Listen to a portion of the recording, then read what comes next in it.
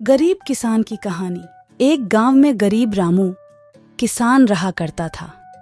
उसके पास एक बंजर जमीन थी जिसमें वह खेती किया करता था, पर वह बंजर होने के कारण उसमें कोई भी फसल तैयार नहीं होती थी। एक दिन रामू एक पेड़ के नीचे खड़ा होकर कुछ कह रहा था। अब मैं क्या करूं? मेरे पास तो खाने को भी कुछ भी नहीं है।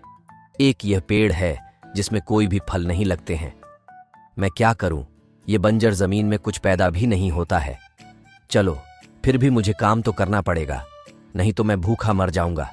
चलिए, कोशिश करके देखता हूं। रामू इस खेती में फिर से काम करने लगता है। वह जानते हुए भी कि वह बंजर जमीन है, उसमें कोई भी फसल पैदा नहीं होती है, फिर भी रामू मेहनत कर रहा था।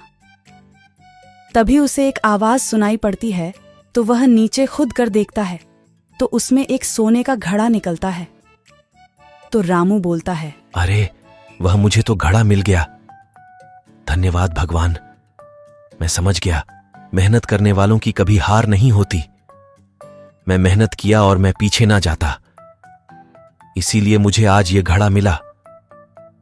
नहीं तो ये घड़ा मेरे किस्मत में कहां था। रामू कोसी बंजर जमीन में एक सोने का मटका मिला और रामू की किस्मत बदल गई।